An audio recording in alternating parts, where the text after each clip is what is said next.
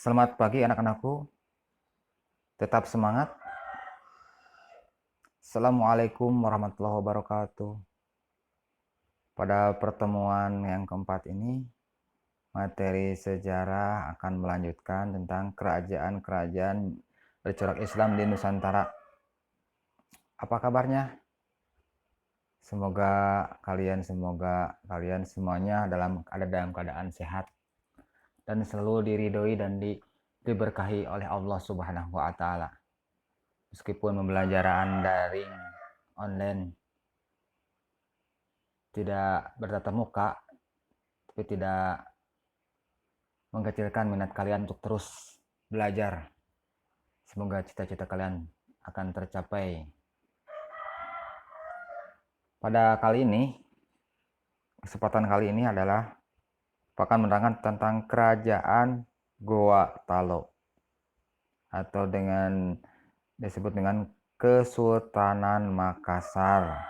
Di sini adalah tokoh atau raja yang terkenal pada saat itu. Dia adalah Sultan Hasanuddin Tumenangari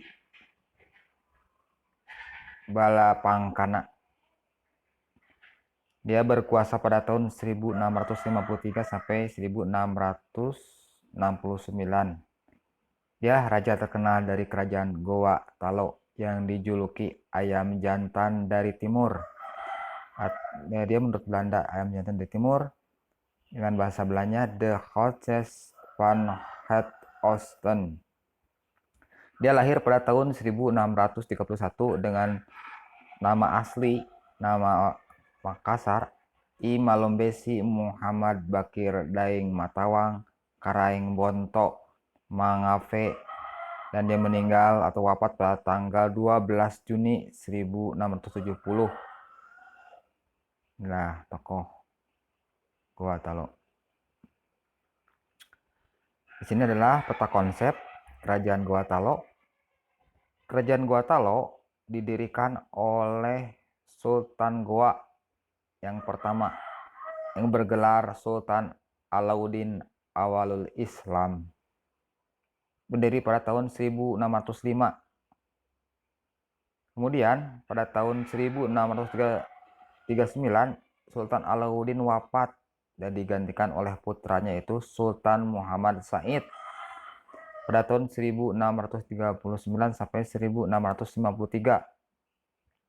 Kemudian Sultan Muhammad Said digantikan oleh putranya, yaitu Sultan Hasanuddin. Pada saat pemerintahan Sultan Hasanuddin, dia memperluas wilayah kekuasaannya sampai ke Sumba dan Ternate. Kemudian pada tahun 1667 Belanda menyerang Makassar. Karena Sultan Hasanuddin sangat kuat, maka Belanda mengadakan perjanjian dengan nama Perjanjian Bungaya. Dan pada April 1668 terjadi perang antara Belanda dan Makassar, dan pada tanggal 12 April pada tahun yang sama Sultan Hasanuddin menyerahkan tahtanya kepada Amir Hamzah.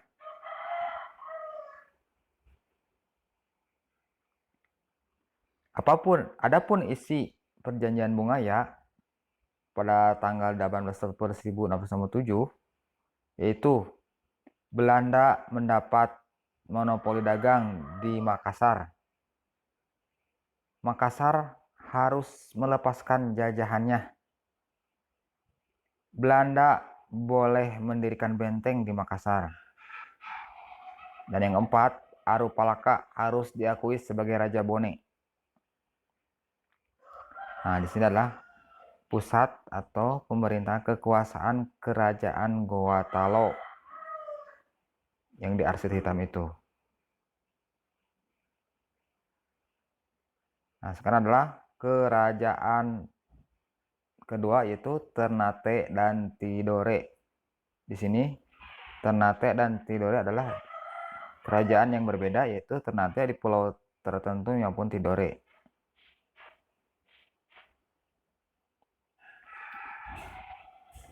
Yang pertama adalah Kesultanan Ternate. Ternate berdiri abad ke-13 dengan raja yang pertama adalah Raja Zainal Abidin yang memerintah pada tahun 1486 sampai dengan 1500. Dan 12 tahun kemudian Portugis masuk ke Maluku. Portugis dan Belanda bukan hanya berdagang, tapi juga berusaha menyebarkan ajaran agama mereka seperti Kristen, Katolik maupun Protestan. Penyebaran agama ini mendapat tantangan dari Raja Ternate, yaitu Sultan Khairun yang berkuasa pada tahun 1550 sampai dengan 1570. Ketika diajak berunding oleh Belanda di benteng Sao Paulo, Sultan Khairun dibunuh oleh Portugis. Kemudian Sultan Khairun kemudian digantikan oleh Sultan Baabullah yang memerintah pada tahun 1570 sampai 1583. Pada masa ini pemerintahannya, Portugis berhasil diusir dari Ternate. Karena keberhasilannya tidak terlepas dari bantuan Sultan Tidore. Nah, sini petanya kekuasaan Kesultanan Ternate yang diarsir itu.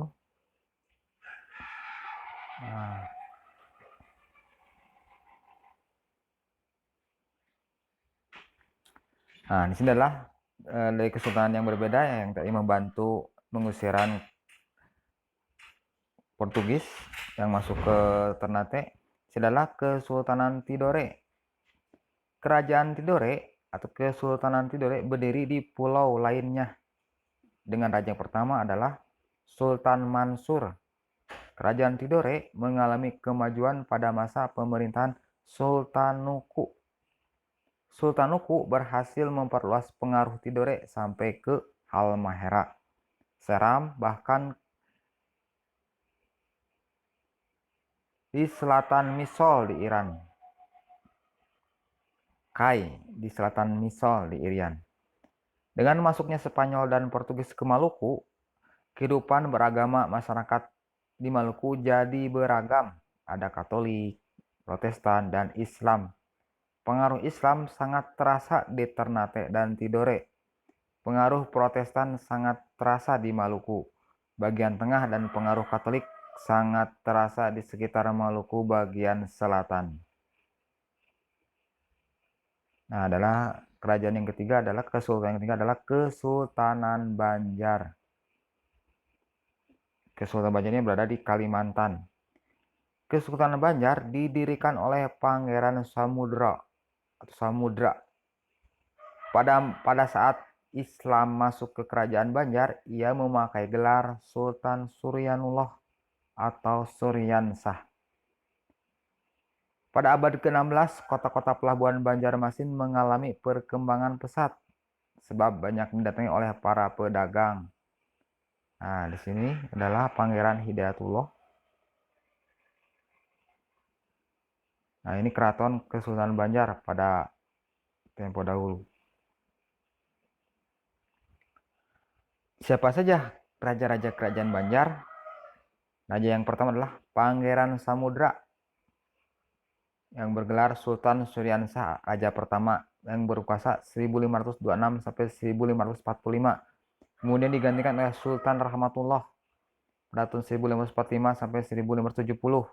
Kemudian Sultan Hidayatullah pada tahun 1570 sampai 1595. Kemudian Sultan Musta'imbillah pada tahun 1595 sampai 1620. Raja yang kelima adalah Ratu Agung bin Marhum Panembahan yang bergelar Sultan Inayatullah 1620 sampai 1637. Raja keenam adalah Ratu Anum bergelar Sultan Saidullah pada tahun 1637 sampai 1642. Yang ketujuh adalah Adipati Khalid sebagai Wali Sultan karena Amirullah Bagus Kesuma belum dewasa. pada tahun 1642 sampai 1660. Kemudian raja yang ke-8 adalah Amirullah Bagus Kesuma yang berkuasa pada tahun 1660 sampai 1663. Kemudian digantikan oleh Pangeran Adipati Anum atau yang bergelar Pangeran Suryansah pada tahun 1663 sampai 1679. Kemudian digantikan raja ke-10 adalah Sultan Tahlilullah pada tahun 1679 sampai 1700. Kemudian raja yang ke-11 Sultan Tahmidullah bergelar Sultan Kuning 1700 sampai 1734. Kemudian Pangeran Tamjid bin Sultan Agung yang bergelar Sultan Tamjidullah pada tahun 1734 sampai 1759. Raja yang ke-13 adalah Pangeran Muhammad Aliuddin Aminullah pada tahun 1759 sampai 1761. Raja ke-14 adalah Pangeran Natadilaga sebagai wali putra Sultan Muhammad Aliuddin. Ia berkuasa pada tahun 1761 sampai 1801. Kemudian raja yang ke-15 adalah Sultan Sulaiman Al-Mu'tamidullah bin Sultan Tahmidullah pada tahun 1801 sampai 1825.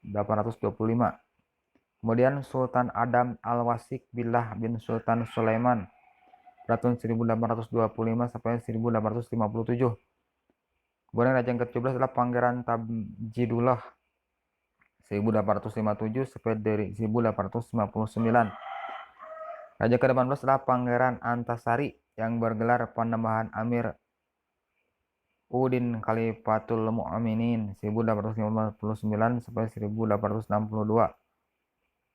Dan raja yang ke-19 adalah Sultan Muhammad Seman yang merupakan raja terakhir di Kerajaan Banjar pada tahun 1862 sampai 1905.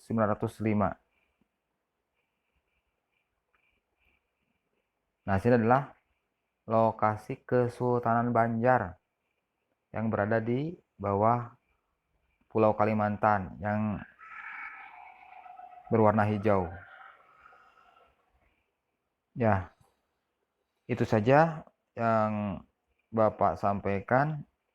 Kurang lebihnya mohon maaf. Terima kasih atas perhatiannya. Jangan lupa sarapan pagi dulu. Sekalian-kalian fokus untuk menyimak materi ini dan istilah kuisnya. Semoga poin-poin kalian mendapatkan nilai yang memuaskan. Terima kasih. Wassalamualaikum warahmatullahi wabarakatuh.